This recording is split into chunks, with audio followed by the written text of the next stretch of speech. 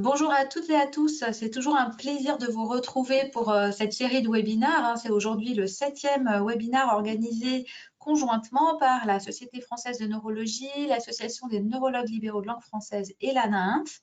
Ce webinaire va avoir pour thématique les céphalées et migraines et nous avons le soutien institutionnel du laboratoire Lundbeck. Le webinaire est organisé en toute indépendance éditoriale et est coordonné par le docteur Gabriel Demijola. Merci beaucoup Gabriel d'avoir accepté de coordonner ce webinaire. Et sans attendre, je vais te passer la parole. Simplement, je voulais vous demander de poser vos questions au fur et à mesure. N'attendez pas la fin des présentations. Comme ça nous permet de les sélectionner et d'être un peu mieux préparés pour y répondre à la fin de chaque présentation. Et voilà, vous êtes très nombreux, comme d'habitude, à nous suivre. Donc là, vous êtes déjà plus de 140 connectés. Merci pour cette fidélité. Et donc, Gabriel, je te passe la parole. Bonjour à tous. Je me présente. Moi, je suis neurologue libéral avec une activité également hospitalière à Nancy, où je fais la neurologie générale et pas mal de douleurs, dont les céphalées. Aujourd'hui, on aura également le docteur Mirella Murezan, qui est neurologue au CHU de Strasbourg et qui travaille au centre de la douleur et qui s'occupe principalement également des céphalées et des migraines.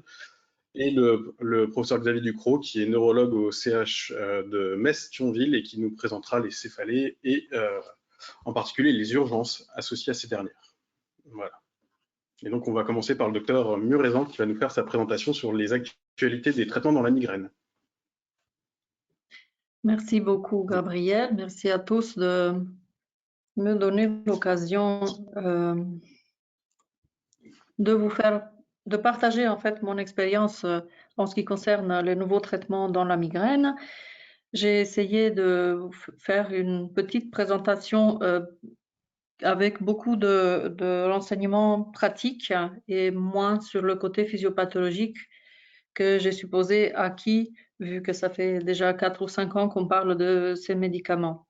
Donc, je suis neurologue, comme Gabriel l'a dit, au Centre de la douleur aux hôpitaux universitaires de Strasbourg et j'ai vu aussi passer et apparaître tous ces nouveaux médicaments dont je vais vous parler aujourd'hui. J'ai des conflits d'intérêts avec quelques-uns des laboratoires qui fabriquent ces nouveaux médicaments. Alors, quand on parle de nouveaux traitements de la migraine, de quoi on parle effectivement? Il s'agit des traitements de fond pour la migraine épisodique fréquente avec échec de au moins 2 traitements de fond. Et il s'agit en particulier des anticorps anti-CGRP et pour la migraine chronique sous la forme de la toxine botuliниque et des anticorps anti-CGRP. Pas vraiment de nouveauté pour le traitement de la crise. Nous sommes en attente de l'apparition des ditans et des GEPAN. Donc, ces médicaments, un premier, c'est des inhibiteurs HTNF et les autres, c'est des anti-CGRP à petites molécules qui ont déjà eu l'approbation de la FDA dans d'autres pays également que les États-Unis. On se console avec l'idée que certains ont la réputation d'être sédatifs, notamment les ditans, et puis un peu trop coûteux, notamment quelques centaines de dollars par comprimé. Et vu comment on est parti en France pour le remboursement des traitements anti-migraineux, on n'est pas pressé. Donc, en ce qui concerne les anticorps anti-CGRP, qui est la vraie nouveauté de ces quelques dernières années, on les a tous vus, je pense, à l'épreuve du terrain. On a été super contents de partout et je vais vous rappeler les anticorps auxquels nous avons accès. Donc, il y a le Erenumab, un non commercial Aimovig, à des dosages de 70 voire 140 mg, qui s'administre en injection sous-cutanée mensuelle.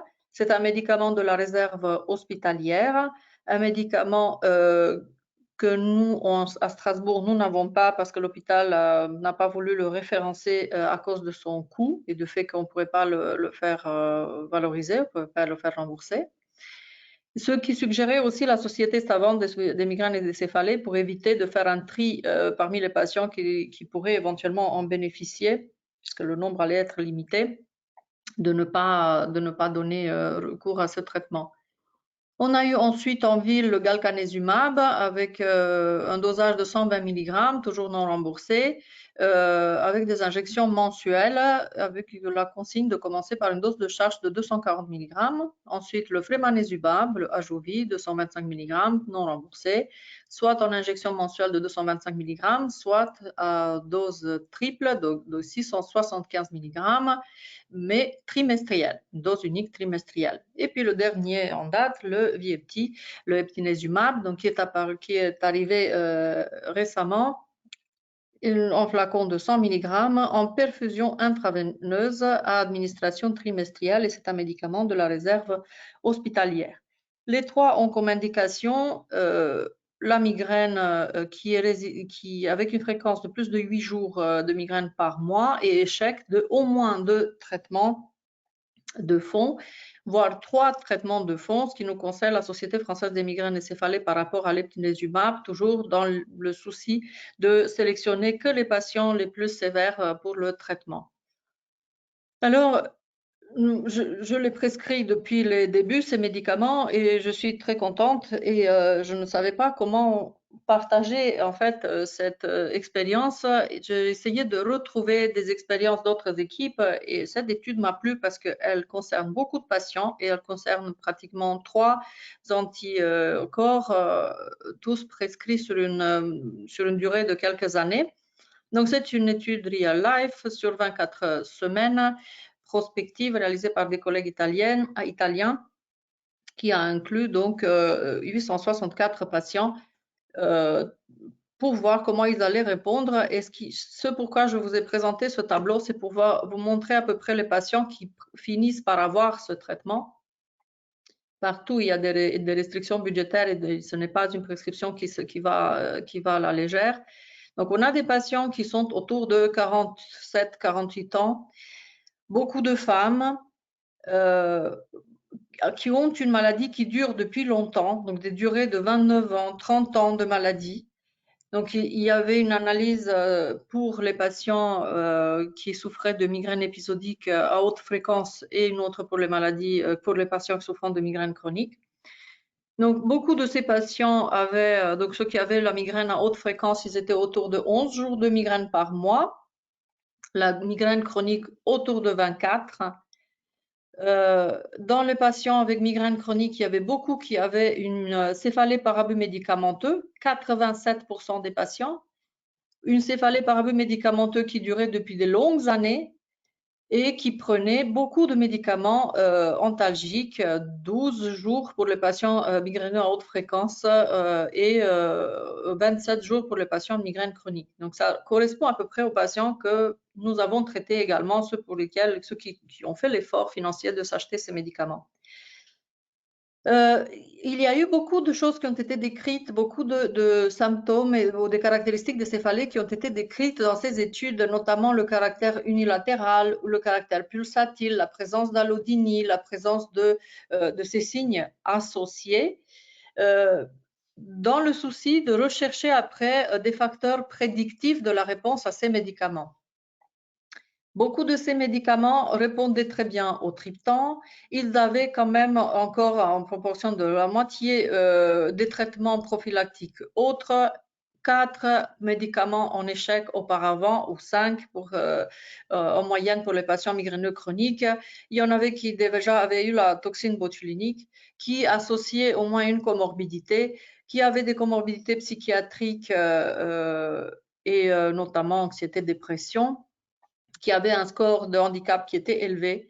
Et c'est les 3 corps anti-CGRP qu'on connaissait, erenumab, galcanezumab, frenazumab, qui étaient disponibles donc en pharmacie de ville, qui ont été étudiés. Donc,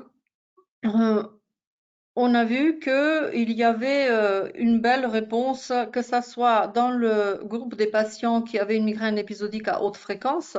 Donc, il y avait 65% des patients à peu près qui ont répondu à plus de 50% de réduction du nombre de crises de migraine. Et cette réponse a été constatée également chez les patients souffrant de migraine chronique en proportion de 61%. C'est quand même extraordinaire. On n'a jamais vu ça avec un traitement de fond avant. Il y a aussi l'étude des super répondeurs, ce qu'on appelle les patients super répondeurs, ceux qui répondent à plus de 75% de réduction du nombre de jours de migraine, et on est à 30% pour les patients en migraine épisodique à haute fréquence et à 30% également pour les patients en migraine chronique. Donc, pour les deux types de migraineux, la réponse était quand même au-delà de ce qu'on avait l'habitude de voir. Il n'y avait pas beaucoup de facteurs prédictifs de la réponse. Ce qui ressort, c'est que les patients qui avaient des douleurs unilatérales avec des signes dysautonomiques, donc vraiment les migraines typiques, douleurs pulsatiles, signes dysautonomiques, douleurs unilatérales, répondaient quand même mieux dans les deux groupes. Dans le groupe dans le groupe céphalée chronique qui présentait aussi une allodynie, c'était aussi un facteur de bonne réponse, ce qui montrait que même dans le cas où il y avait une sensibilisation centrale, il y avait une bonne réponse thérapeutique. Une autre étude, parce que la question s'est posée tout de suite, chez ces patients qui sont sévères, ils ont souvent donc cet abus médicamenteux, et la question a été, si on traite en particulier cela, faut-il faire ou pas un sevrage avant? Donc dans une étude espagnole, prospective, enfin, il n'y a pas eu en fait de différence. Il y avait une très belle réponse au traitement, même lorsqu'il y avait une migraine avec céphalée par abus médicamenteux, excusez-moi, à plus de 50% et sans faire un sevrage médicamenteux. Il y en avait quand même, malgré la réduction du nombre de jours de migraine, chez beaucoup de patients, une persistance de l'abus médicamenteux, et c'était surtout chez les patients qui étaient anxieux, qui avaient une intensité de la douleur qui était plus élevée au moment de la crise, ce qui incitait probablement à prendre plus de médicaments, et ceux qui prenaient aussi des benzodiazépines pour soulager leur douleur.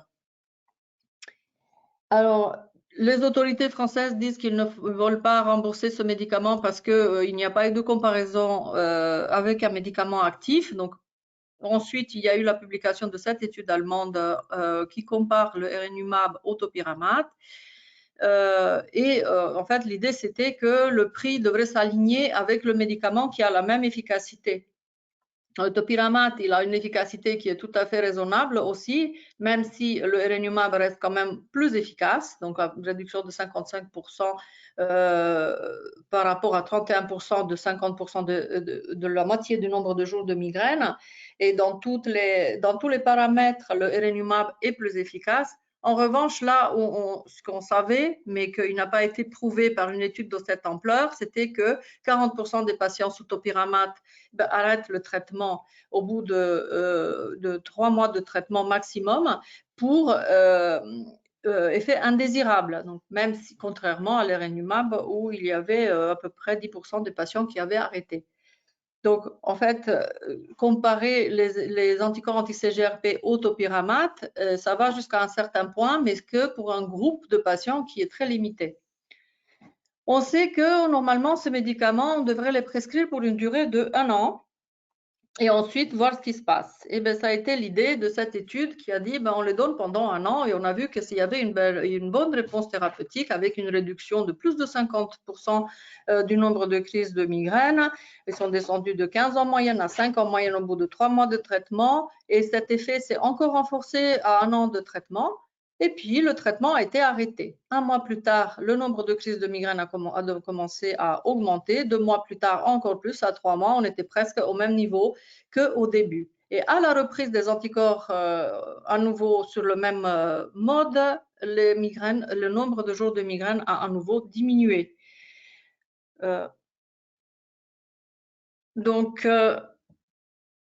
Chez beaucoup de ces patients, le prix limite la durée d'administration, mais plutôt que d'arrêter le médicament complètement, il faudrait plutôt espacer les injections, c'est-à-dire passer à 5-6 semaines plutôt qu'à 4 semaines, surtout chez les patients qui ne présentent pas d'effet fin de dose, qui ne voient pas à la fin de l'intervalle de 28 jours le migraine réapparaître.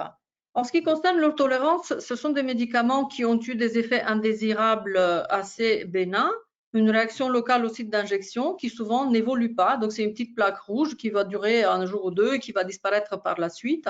Certains patients se plaignent que ça fait mal. Et puis, souvent, jusqu'à 10% ont une constipation parce que le CGRP est quand même un neuropeptide qui a un effet stimulateur de la motricité intestinale et de la sécrétion intestinale. Alors, on évite de donner ce médicament chez les patients coronaires, chez les patients porteurs d'hypertension artérielle sévère et aux antécédents d'AVC, pour ne pas les priver de l'effet vasodilatateur du CGRP en cas de besoin. Par rapport à d'autres choses qui commencent à apparaître, parce que ces effets de constipation et de réaction locale sont décrits dans toutes les études, même avant la mise sur le marché. Mais depuis, on a vu apparaître quelques petits effets auxquels on ne s'attendait pas forcément, notamment une aggravation d'un syndrome de Raynaud. Et ceci a été constaté à la Mayo Clinic sur une étude sur 169 patients qui avaient été traités par anti-CGRP, anticorps ou GEPAN, et chez lesquels il a été noté un phénomène de Raynaud. Donc 169 patients sur 2000 qui ont été traités, qui ont eu un phénomène de Raynaud. 9% d'entre eux, donc 5%, ont eu des complications microvasculaires, donc aggravation du syndrome de Raynaud, une coloration plus prolongée des doigts.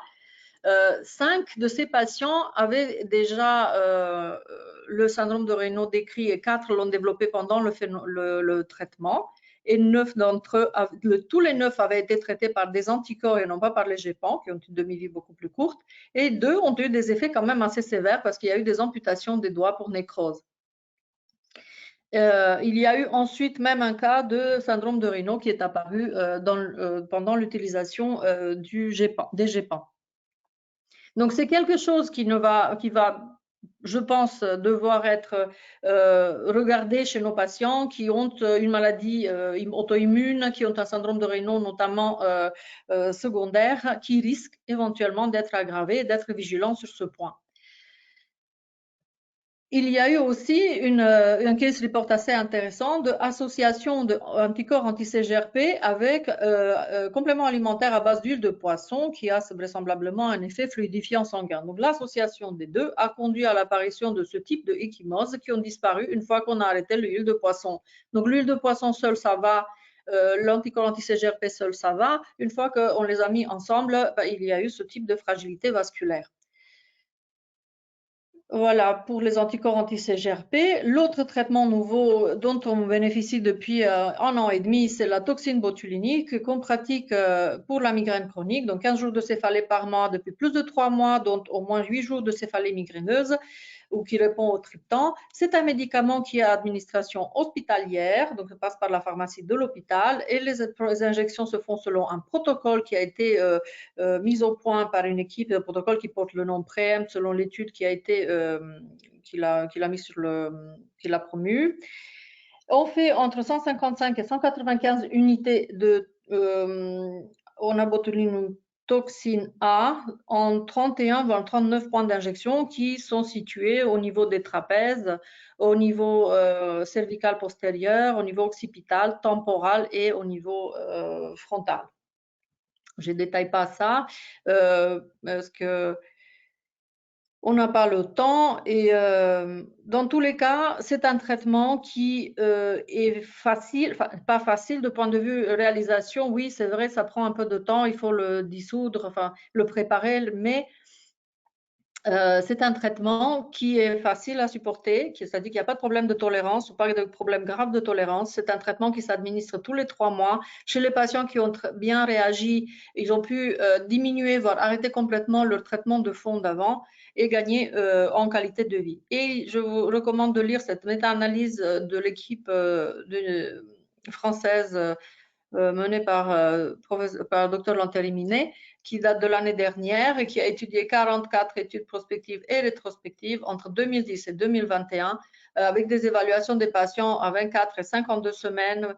C'est vraiment des études de la vie réelle et qui ont montré que ce traitement permettait d'avoir des résultats très intéressants. On peut même le combiner avec les anticorps anti-CGRP.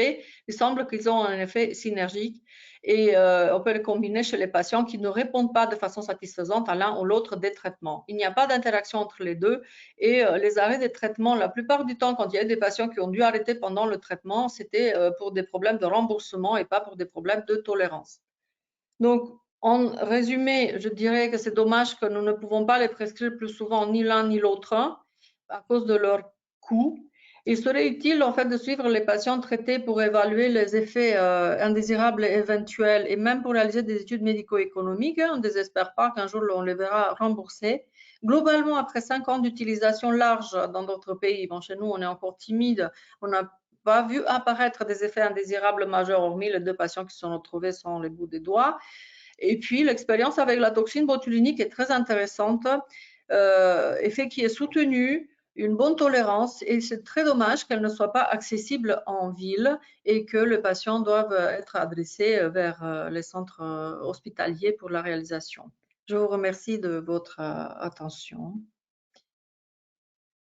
Merci beaucoup, Muriela. C'est très intéressant de voir tout ça. Alors justement, il y a quelques questions que je vous ai mis dans le chat pour les intervenants. Alors déjà, concernant le prix, c'est vrai que c'est quand même un frein. Est-ce qu'en pratique, les patients payent concrètement de leur poche le prix des traitements? Oui, j'ai à peu près une trentaine de patients qui les achètent. Bien sûr que c'est… De quel ordre de grandeur de prix Alors, le prix du galcanezumab recommandé est de 240 € par injection, sachant qu'on commence avec 2 injections, donc cela fait double pour le premier mois. Pour le frémanezumab, le prix il est de 270 € par injection. On commence par une seule injection. Et oui, ça c'est vrai que je comprends que ça puisse être un sacré frein. En tout cas, ça dépend effectivement probablement aussi du niveau de vie de chaque patient. Mais voilà, Clairement, oui, clairement. Mais une fois que, parce que c'est vrai que les patients sont très, à cause de ce prix, je pense aussi, et ils sont très, ils ont des grandes expectations de la part de ces traitements, et quand ils voient que ça fonctionne, ils font tout pour continuer à l'acheter. enfin, c'est Maintenant, quand même de une 4 proportion ans, importante du budget quand même mensuel. Hein. C'est vrai que ça ah oui, paraît ça c'est clair, oui. assez J'ai en ce incroyable. moment un patient qui est traité depuis 4 ans, qui a commencé par le Renumab qu'il a acheté en Allemagne, parce que nous, on est à la frontière. Ensuite, on a eu le galcanezumab en France. Il était tout content parce que ça coûtait la moitié du prix. Et actuellement, il est sous 4 injections par an de galcanezumab et ça lui suffit. Donc, il a pu les espacer progressivement. J'ai une autre question. Merci beaucoup, Mirella. J'ai une autre question qui concernait le double aveugle sur l'étude. Attendez, il faut que je me remette dessus. Sur l'étude anti-CGRP topiramate. Alors, comment est-ce qu'on fait un double aveugle quand l'un est injectable, l'autre péros? J'imagine qu'on avait des doubles placebos. Hein, du coup, c'est comme ça Voilà, qu'elle fait. double dummy. On avait des doubles placebos, des piqûres et des comprimés en même temps, oui. Alors, j'ai une autre question également qui concerne les blocs nerveux par xylo seul ou associé, qui là, pour le coup, ce serait vraiment beaucoup moins cher. C'est quoi votre expérience dans la migraine? Est-ce que c'est quelque chose que vous utilisez? Oui, je les utilise notamment lorsque les patients, dans les états de mal migraineux, souvent chez les femmes enceintes, chez les patients qui ont des douleurs toujours du même côté, chez les patients qui ont des douleurs toujours limitées au même côté. Mais c'est vrai que je les utilise beaucoup moins dans la migraine que dans l'algie vasculaire de la face, pour la simple raison que ces blocs des nerfs occipitaux sont plus efficaces dans l'algie vasculaire de la face que dans la migraine. Et voilà, je les essaye peut-être 1 ou 2 fois. Et si ça ne fonctionne pas, j'arrête. Mais oui, ça aurait pu. Hein. Il y a eu dans le passé, par le passé, on s'était orienté vers cette cible de traitement qui était les nerfs occipitaux, avec même l'idée de poser des stimulateurs, comme on le fait dans l'algie vasculaire de la face, mais l'efficacité n'a été que de 30%. Donc du coup, ça voilà, c'est plutôt un geste compassionnel, mais c'est un geste quand même qui est très invasif, avec beaucoup de suivi derrière, d'entretien, voilà, des complications possibles, migration d'électrodes, etc. Eh bien, merci pour ces réponses et je passe la parole à Gabriel Demijola, docteur Gabriel Demijola, qui va nous parler donc des indications chirurgicales et des traitements dans les algies vasculaires et les névralgies faciales. Ouais, tout à fait. Voilà.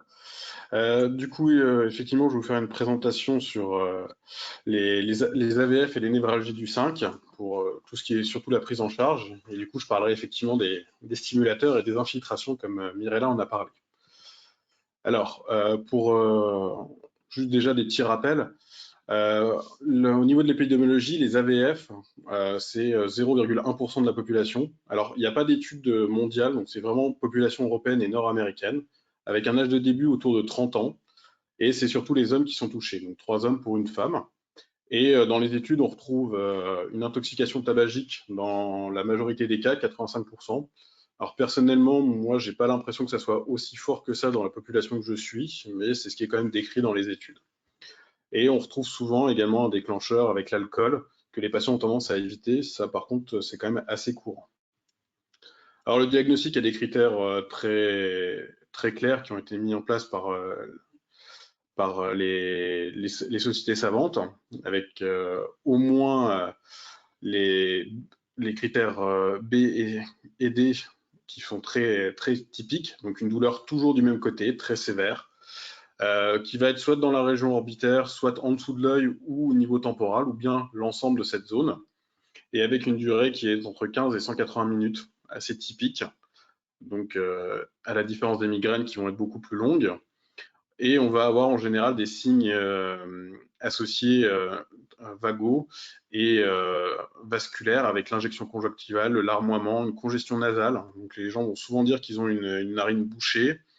On peut avoir un œdème de l'œil, une transpiration du front et un myosis, des choses qui vont être très impressionnantes pour les gens qui voient les patients.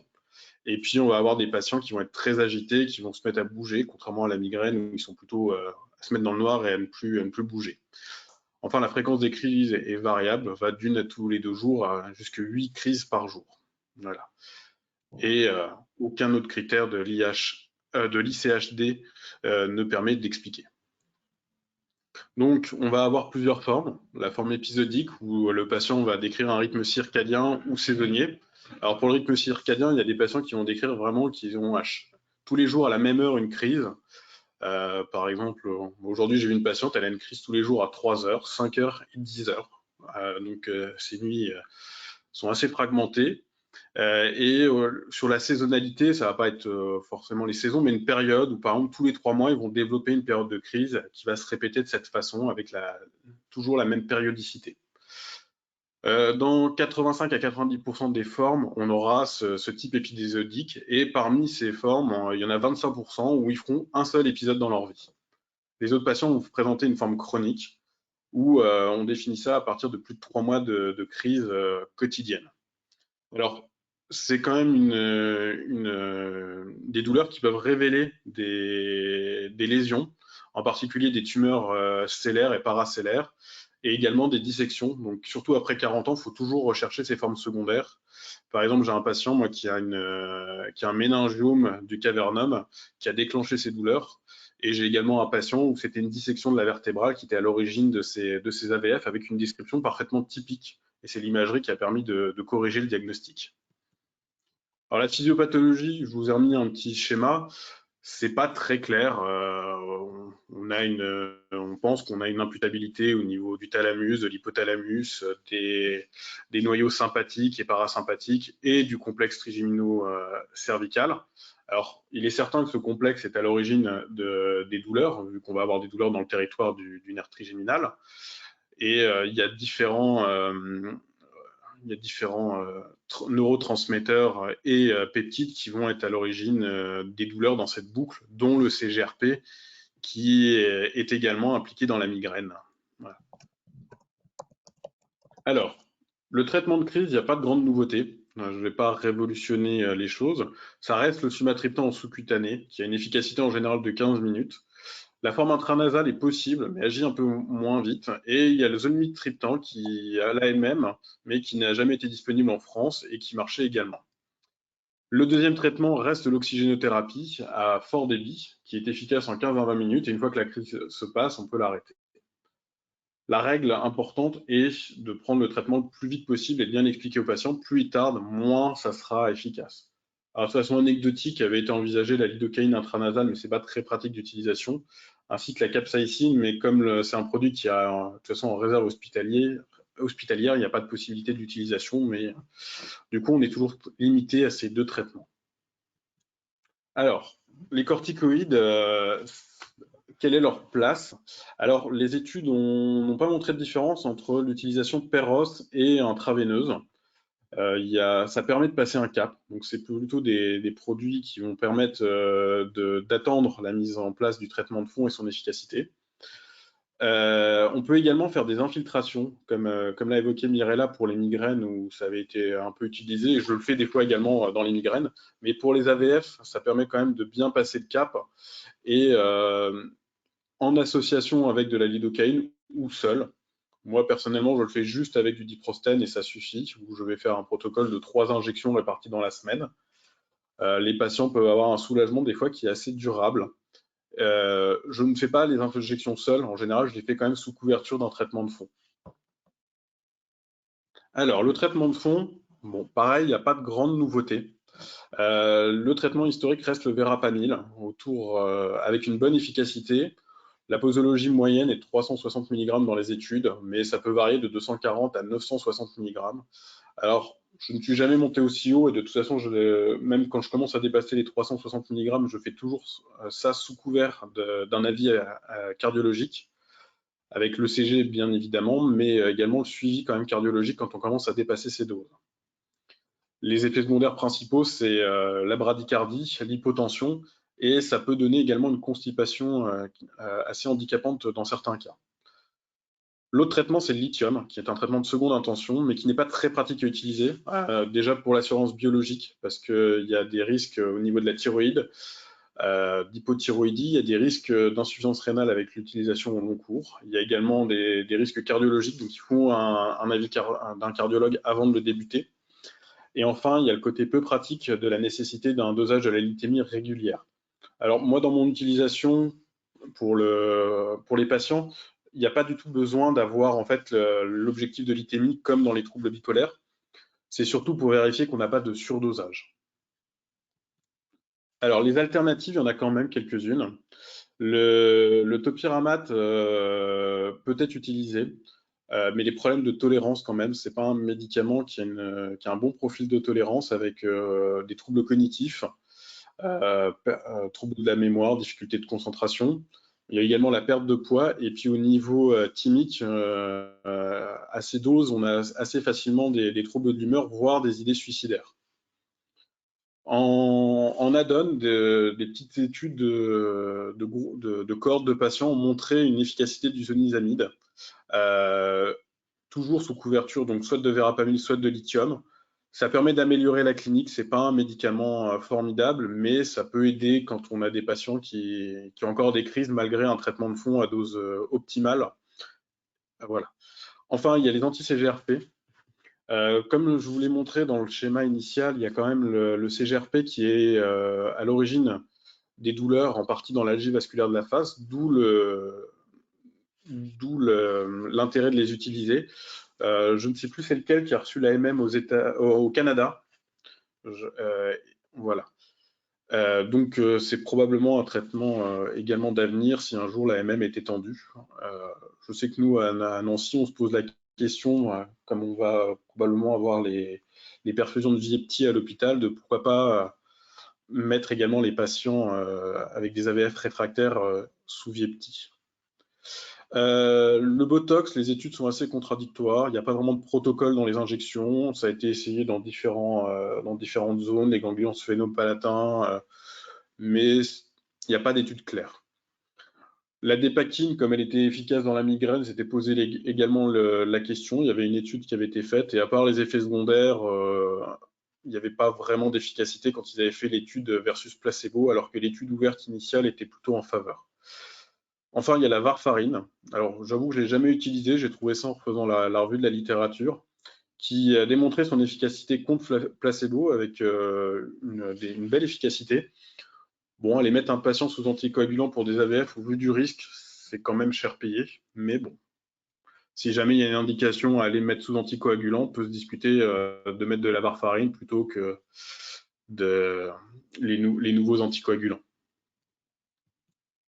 Alors, quand on a eu un échec de tous les traitements, on passe dans ce qu'on appelle l'AVF réfractaire. Et là, va se poser la question de la chirurgie. Alors, dans les études, il y avait plusieurs techniques qui ont été développées.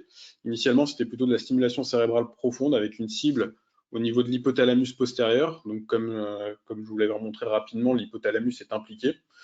Et la technique a montré son efficacité. Mais bon, bah, c'est quand même aller mettre une électrode au fin fond du cerveau. Donc, il y a un risque hémorragique, il y a un risque infectieux. Il y a des risques des fois de complications avec l'électrode en elle-même qui peut perturber l'activité hypothalamique. Donc, ça a quand même été abandonné, même si c'était posé la question également de mise en place par voie transventriculaire. Mais au vu du risque, il n'y a plus d'indication. La stimulation du ganglion sphénopalatin a été évoquée. Pour l'instant, ça demeure un domaine de recherche. Peu de chirurgiens sont formés. Ça serait efficace, mais il y a pas mal d'effets secondaires au niveau du geste, avec un risque d'anesthésie et de douleurs neuropathiques dans les régions maxillaires et sous-orbitaires. Donc, ça serait soigner le patient, mais lui entraîner de nouvelles douleurs. Alors, ce n'est pas une stimulation continue, contrairement à la stimulation cérébrale profonde, c'est une stimulation vraiment en cas de crise où le patient va déclencher le stimulateur pour arrêter la crise. La stimulation du nerf grand occipital demeure la meilleure stimulation. C'est entre guillemets un geste simple. On va mettre en place des électrodes sous-cutanées dans la région occipitale en regard des nerfs grand occipitaux. Il n'y a pas vraiment de repérage. On place l'électrode pour que un des plots soit au niveau du nerf. En général, on fait une implantation bilatérale parce qu'il y a un risque de passage de l'AVF en contralatéral chez un patient sur 3. La réussite est d'environ 70% dans les études et par contre, elle peut mettre quelques semaines à apparaître. Actuellement, tous les patients sont inclus dans une base de suivi gérée par le CHU de Nice dont le but serait d'avoir le remboursement à terme de cette stimulation si cette base permet de démontrer l'efficacité.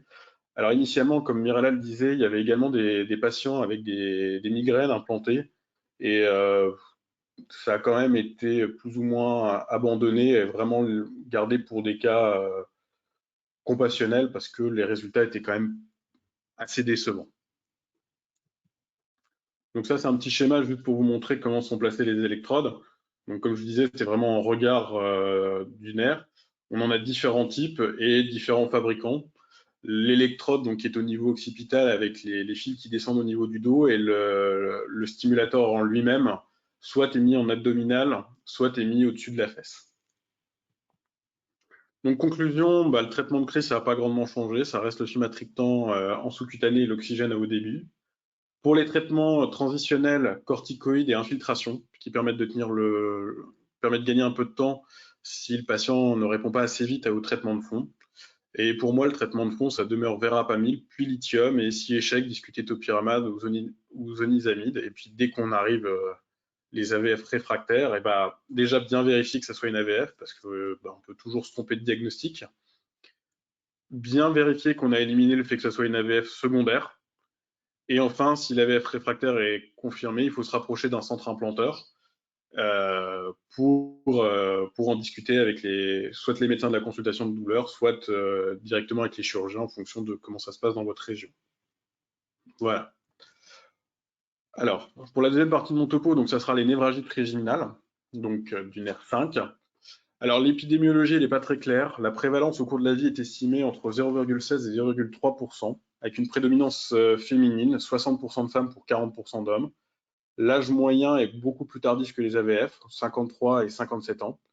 De façon plus rare, on a également des névralgies glossopharyngiennes du 7 bis ainsi que des névralgies d'Arnold. Alors, juste un petit rappel sur la névralgie.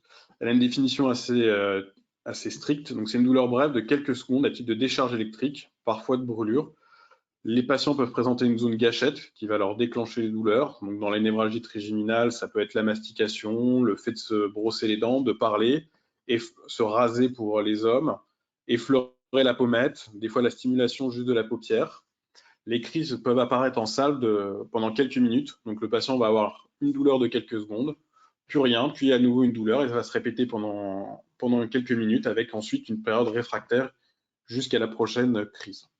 Le diagnostic repose sur l'interrogatoire, ou bien, si on voit le patient faire une crise, dans le bilan, une IRM systématique avec séquence vasculaire va être faite.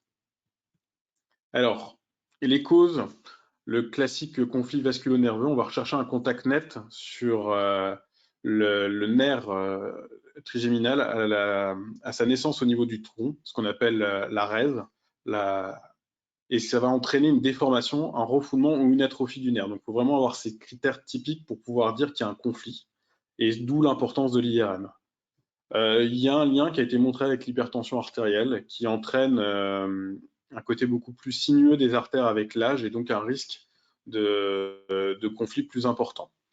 Et également une rigidité plus importante de l'artère, d'où un conflit plus net. Les causes secondaires, c'est également les lésions inflammatoires et les tumeurs. Donc les lésions inflammatoires, la sclérose en plaques, ça peut même être un mode d'entrée dans la maladie quand les patients sont jeunes. D'où l'intérêt de faire une IRM, et j'avoue que moi je pousse même chez les patients vraiment jeunes à la ponction lombaire pour être sûr qu'il n'y ait pas de bande oligoclonale. Et enfin, si on n'a rien, on va se mettre dans le contexte d'une névralgie idiopathique ou essentielle.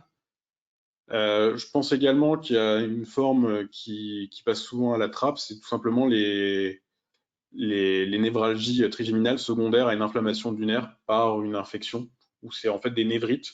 Et c'est pour ça qu'il y a probablement des patients qui vont à tout âge présenter une crise et puis ça va se calmer sans vraiment qu'on ait d'explication. Petit rappel anatomique, il y a 3 branches dans le nerf trigéminal. Une branche ophtalmique, la 5-1, une branche sous-orbitaire et une branche et la 5-3, la mandibulaire.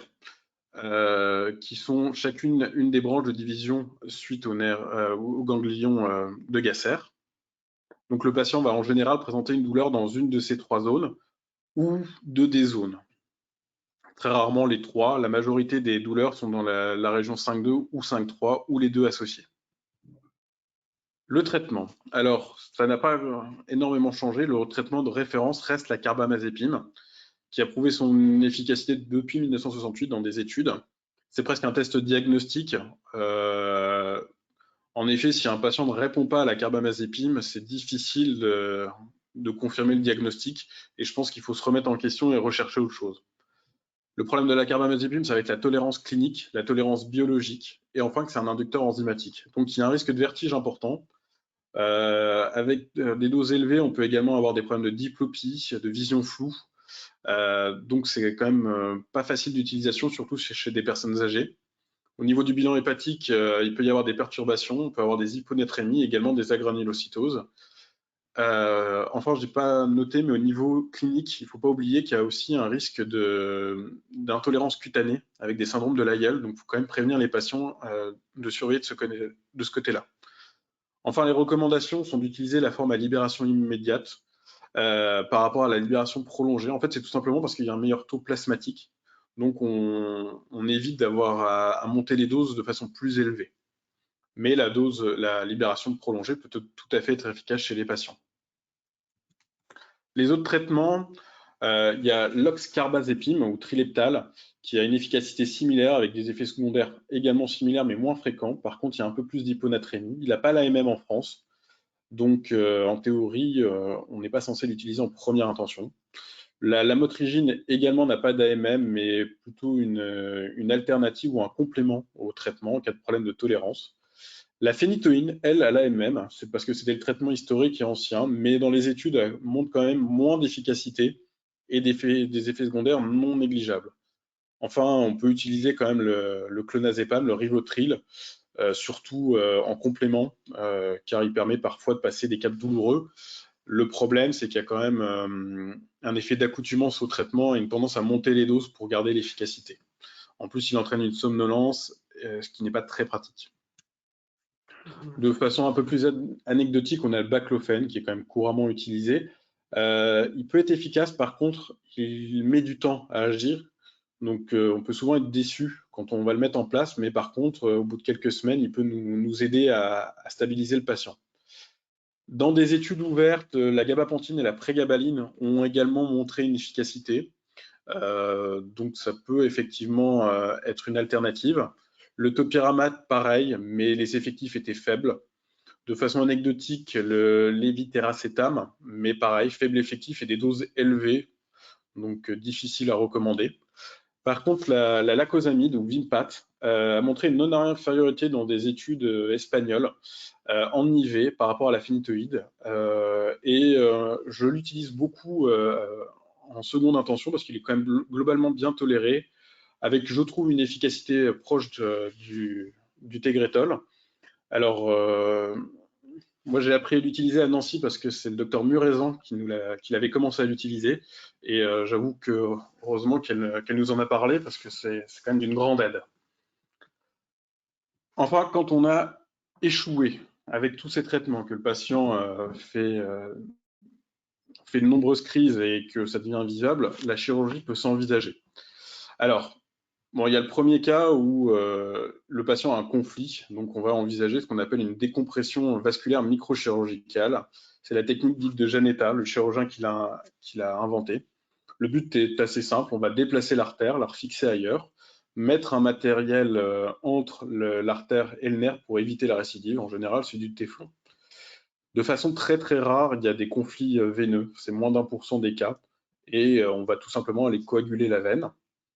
En moyenne, dans les séries de Sindou, qui était un neurochirurgien français, il avait 91,8% de soulagement, ce qui est assez énorme.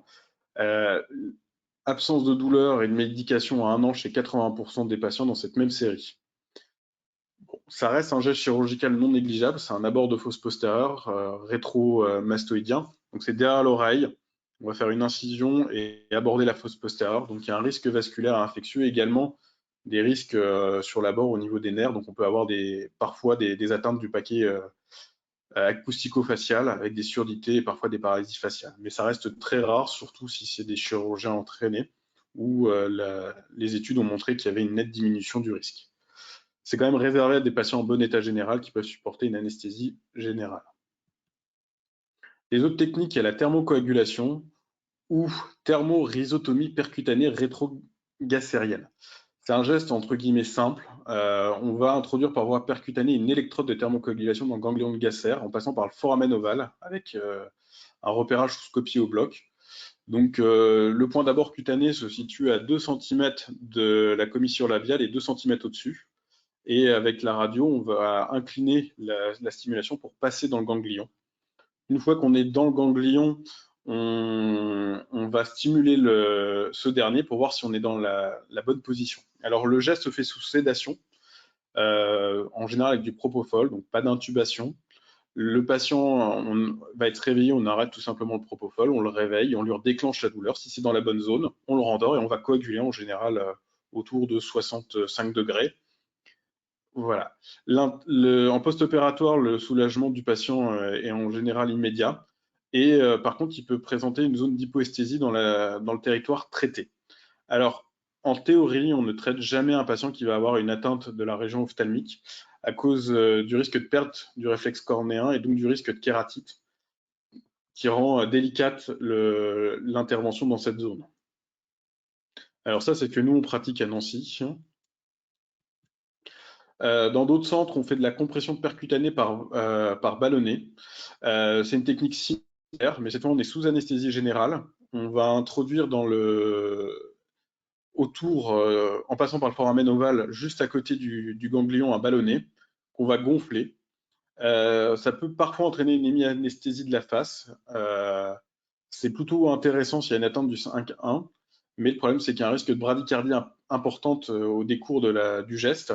Et donc, il faut une équipe d'anesthésie bien formée. Et comme c'est sous anesthésie générale, des patients qui ne sont pas en bon état général, on ne va pas pouvoir le faire non plus. L'autre problème, c'est qu'il n'y a pas de test opératoire, donc on n'est pas certain d'avoir un bon résultat tant qu'on n'a pas réveillé le patient. Voilà. De façon historique, il y avait aussi l'injection de glycérol percutané dans les citernes autour du ganglion de Gasser, tout simplement parce que le glycérol est neurotoxique et permettait d'entraîner une lésion des fibres comme la thermocoagulation ou comme le ganglion.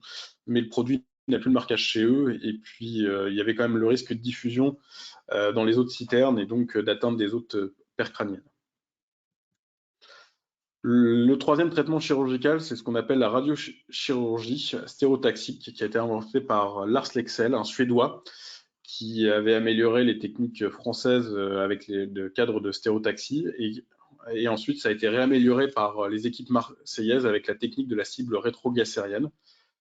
Le but est de cibler avec une dose unique l'émergence du nerf. Ça va être efficace en quelques jours à semaine et on a un très bon contrôle à 3 mois de 92%. Par contre, avec le temps, à 10 ans, on va avoir seulement 45% des patients. Les complications, ça va être une hypoesthésie faciale dans 20% des cas. Alors, la chirurgie, laquelle et quand de toute façon, ça sera forcément en cas de forme réfractaire, après l'échec de 3 molécules, dont la carbamazépine, ou échappement au traitement, ou s'il y a trop d'effets secondaires ou des contre-indications au traitement. Si on a une cause à la névralgie, ça peut également influencer, que ce soit un conflit vasculaire, une lésion démyélisante ou bien une tumeur, l'état général du patient et enfin le choix du patient.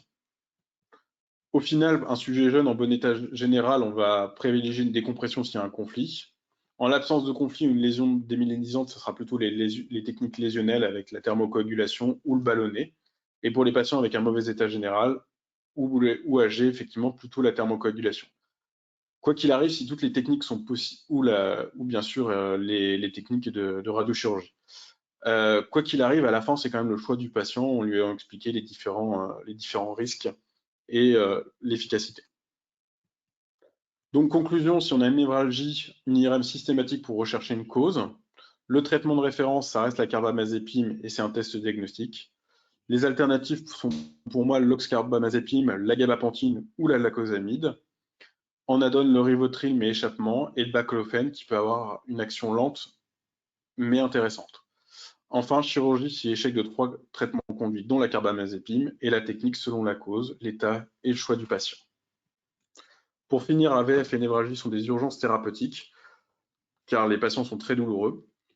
Il faut perdre le moins de temps possible au diagnostic, se méfier des formes secondaires et donc demander une IRM facilement. Et en cas d'échec thérapeutique, se rapprocher des centres pratiquant les gestes neurochirurgicaux.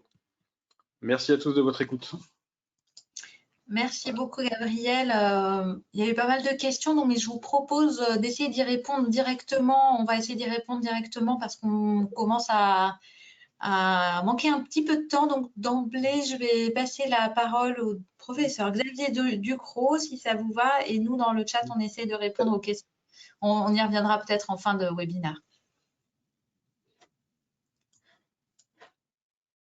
Merci beaucoup pour cette intervention céphalée et urgence.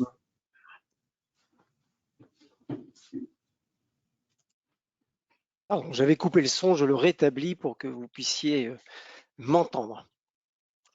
Merci de me donner l'occasion de traiter des liens entre les céphalées et l'urgence. Le sujet est vaste. Il est d'importance parce que pendant les gardes, on est tous confrontés à des appels aux urgences au cours desquels il va nous falloir répondre à cette délicate question, je vais dire, où finalement la démarche va osciller entre d'un côté la peur de passer à côté d'une cause secondaire, d'une céphalée secondaire, d'une céphalée symptomatique dont il faut identifier la cause, curable généralement, et qui peut avoir dans certains cas une évolution dramatique, et d'autre part le souci aussi de ne pas réaliser des examens futiles, inutiles, dans la plupart de ces céphalées qui seront pour 95% d'entre elles quand même des céphalées plutôt primaires. Seulement 5% des céphalées vues aux urgences étant potentiellement de cause secondaire. Parmi mes conflits d'intérêts, le fait d'être migraineux n'est certainement pas le moindre. Je passe rapidement. L'urgence, elle est à la fois dans le diagnostic, et c'est certainement notre préoccupation première, et elle est aussi dans bien sûr, la prise en charge thérapeutique de ces patients. C'est la première chose qu'ils attendent de nous, c'est de les soulager de cette douleur, soit nouvelle, soit de cette douleur connue et rebelle aux thérapeutiques habituelles. Les deux démarches, d'ailleurs, doivent être menées de front, tout en faisant le diagnostic. On peut très bien tout faire pour essayer de soulager le patient. La difficulté, c'est qu'il n'y a aucune des catégories, des 14 catégories de céphalées de la classification internationale qui échappe à la possibilité d'être vue en urgence. Même si, bien entendu, notre préoccupation diagnostique va être largement dominée par les céphalées secondaires, les plus rares, je le rappelle, mais on peut être aussi confronté à des premières manifestations d'une céphalée primaire, et on voit tout de suite dans ce tableau que la difficulté diagnostique que cela représente. Cela dit, je le redis toujours volontiers, et volontiers encore aujourd'hui, il n'y a pas meilleur que le neurologue pour savoir faire le diagnostic d'une céphalée, même de céphalée dite du spécialiste, qu'elle soit d'origine ophtalmologique, d'origine ORL, par exemple. Pour appuyer mon propos, je me réfère aux recommandations de la Société française d'études des migraines et céphalées qui remontent à 2016, mais qui n'ont rien perdu de leur actualité. On peut vraiment s'y fier. Tout est dans l'interrogatoire, comme toujours dans les céphalées, mais en particulier pour celles qu'on va voir aux urgences, devant un patient qu'on ne connaît pas, qu'on n'a jamais vu. Et ce qui veut dire que c'est le patient qui détient la réponse. Le tout va être de savoir l'aider à exprimer, trouver les termes pour l'aider à décrire la céphalée. Et on sait que c'est un exercice qui est difficile, où de nouveau on va être pris, bien sûr il faut que le patient soit le plus spontané possible, mais on va être obligé bien souvent de l'aider un peu, et cette suggestion de certains termes va rendre du coup la démarche plus difficile, parce que le patient qui a du mal à s'exprimer va bien sûr trouver que ce que le docteur propose, c'est forcément ce qu'il faut qu'il réponde. Alors, il va falloir utiliser des termes qui soient à portée du patient. Si vous demandez si sa céphalée est pulsatile, pongitive, excruciante, il va vous regarder avec des yeux tout ronds, mais certainement pas vous donner la bonne réponse. Donc, il va falloir demander si ça tape, si ça serre. Vous connaissez bien tout ce jargon. Et puis au-delà même de cette réponse, il y a aussi parfois des patients tout de même pas très faciles à aborder, surtout dans la douleur, dans la souffrance qu'ils ressentent. Il y a 4 questions essentielles. Elles sont vraies dans le diagnostic de n'importe quelle céphalée, mais notamment aux urgences. Il faut vraiment dérouler ces 4 questions pour avoir une démarche très systématique. Mais on va voir que chacune d'entre elles mérite aussi d'être développée. Comment a débuté le mal de tête, notamment? Ça, c'est la question essentielle. Comment? Quand? En fait, il faut demander au patient à quelle heure. Et encore mieux, qu'est-ce que vous étiez en train de faire quand ça a commencé? Parce que si on demande au patient si le début a été brutal, il va vous répondre à 95%, ah oui, c'était brutal. Sauf qu'entre la brutalité d'une céphalée en coup de tonnerre, d'une céphalée qui, en moins d'une minute, a atteint le maximum de son intensité, pour laquelle on va évoquer en premier lieu une hémorragie ménagée, et le début brutal d'une crise migraineuse, il n'y aura pas grande différence pour le patient. Sauf que dès lors qu'on va essayer d'affiner la question, on va pouvoir les distinguer toutes les deux. Depuis quand avez-vous mal à la tête? C'est ce tempo évolutif qui va être également important. La question, deuxième question qui me paraît essentielle, est-ce un mal de tête que vous connaissez habituellement? Ça, c'est vraiment très important chez les patients assez habituellement céphalalgiques. Et combien de fois j'ai rencontré cette situation d'un patient qui disait « mais je l'ai dit à mon médecin, c'était pas comme d'habitude, c'était pas la même céphalée d'habitude ». Je garde en tête cette anecdote d'une patiente amie de surcroît, grande migraineuse, qui un beau jour a une céphalée totalement différente des autres, ce qui n'a pas été entendu de ceux qui l'ont examinée. ce qui fait qu'elle n'a été diagnostiquée pour son hémorragie ménagée qu'au stade de complications, de déficit sur l'angiospasme. Le diagnostic aurait dû être fait plus tôt. Et puis, quelle est l'évolution du mal de tête depuis son installation? Mais certainement, les points essentiels, c'est le mode de début. Et avec ces 4 questions essentielles, on a 4 modalités évolutives tout à fait classiques. Les 2 premières étant celles qui vont principalement nous préoccuper, une céphalée récente et soudaine, que je vais regrouper sous le terme de céphalée en coup de tonnerre. Les céphalées récentes d'aggravation progressive qui vont poser la question d'une hypertension intracrânienne. Et dès lors qu'on va évoquer céphalées récentes soudaines et céphalées récentes d'aggravation progressive, il est évident qu'on va rapidement envisager une imagerie.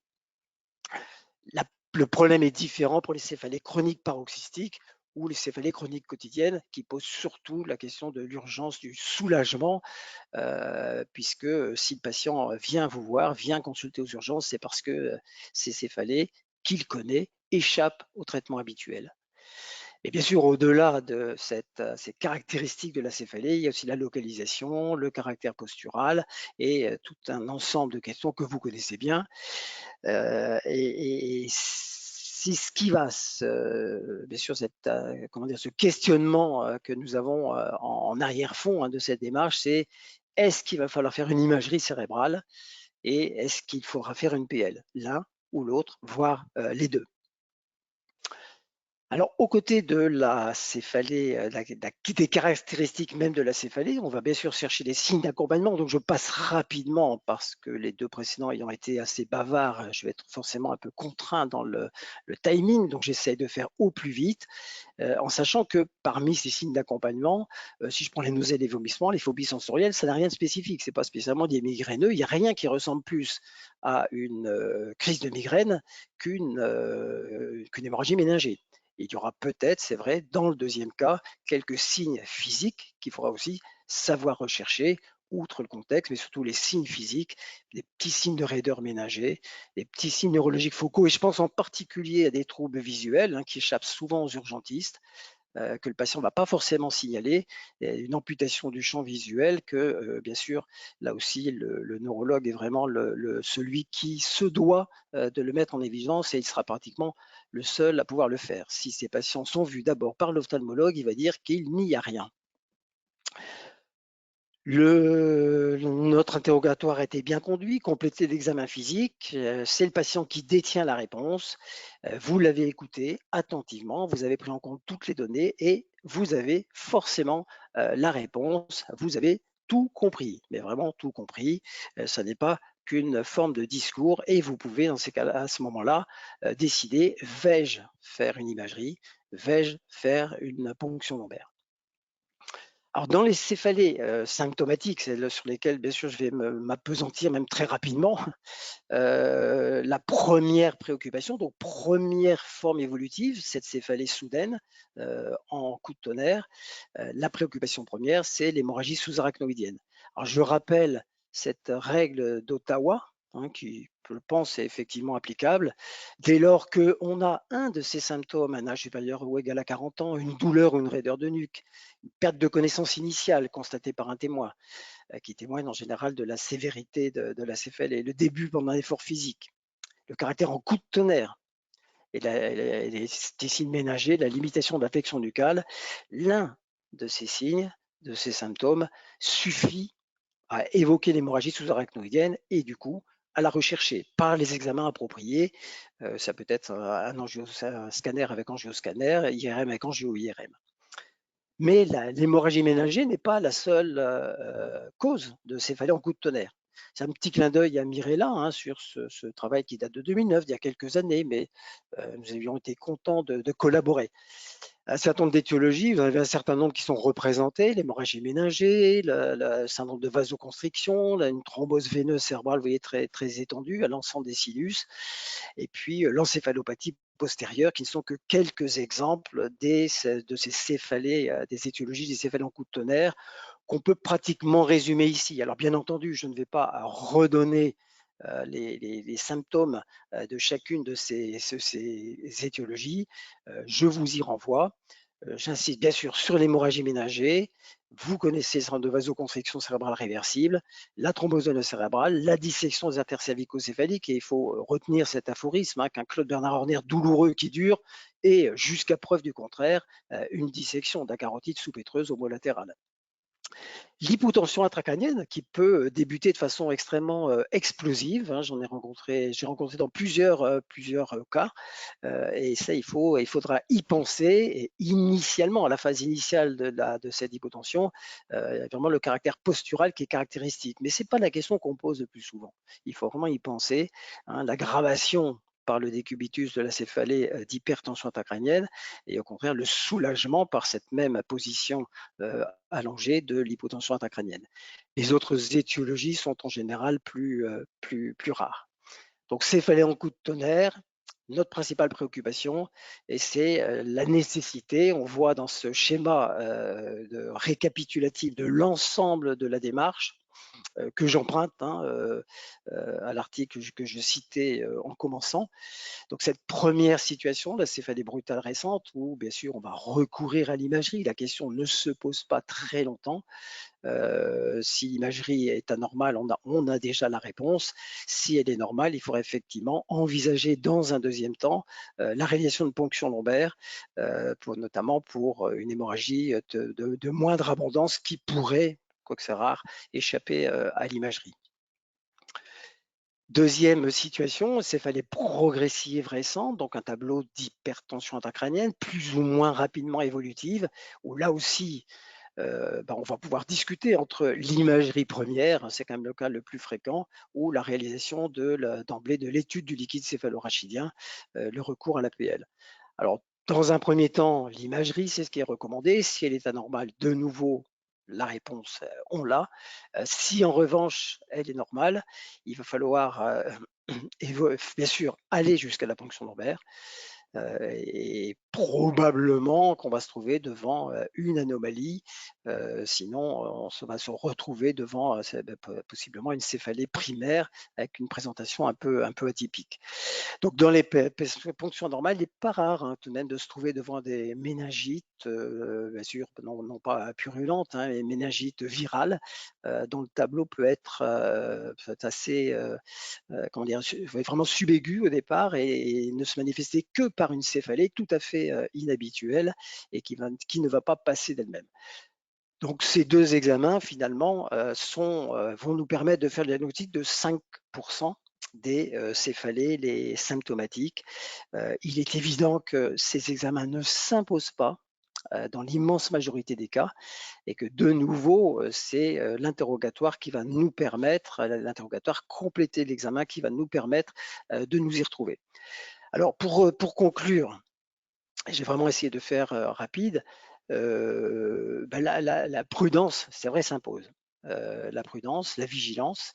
Je pense qu'il faut vraiment être rigoureux, extrêmement rigoureux dans la démarche et en particulier dans la conduite de l'interrogatoire, qui est quand même la partie de l'examen clinique qui sera la plus informative, les données de l'examen physique étant beaucoup plus limitées, mais il faudra en tenir compte.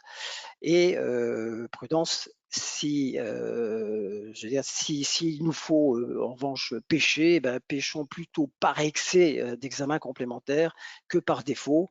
On se verra plus facilement reprocher de ne pas avoir recouru aux examens qui auraient permis d'aboutir au diagnostic plus vite et d'éviter peut-être certaines complications que d'avoir exagéré. Simplement, c'est que nos services d'urgence sont tous débordés et que plus vite on peut faire la démarche diagnostique, plus facile, meilleur sera le service rendu de façon générale. Je vous remercie de votre attention. Eh bien, merci beaucoup. C'était très clair et une belle mise à jour de ce à quoi on doit penser en urgence. On a essayé de répondre à quelques questions en direct, mais on en a quand même quelques-unes avant de se quitter. Alors, peut-être qu'il y a des questions qui font référence à la précédente communication. Notamment, il y a une question sur la RTMS. Est-ce qu'il y a des indications? Et le Gamma Knife aussi, on n'a pas parlé peut-être voilà, par manque de temps, mais ou pas, je ne sais pas. Est-ce que c'est là où vous pouvez tous intervenir, bien sûr? Alors pour le Gamma Knife, le problème c'est qu'il n'est pas aussi précis que la radiochirurgie. Et donc pour la cible, c'est juste plus compliqué. Donc c'est beaucoup moins utilisé.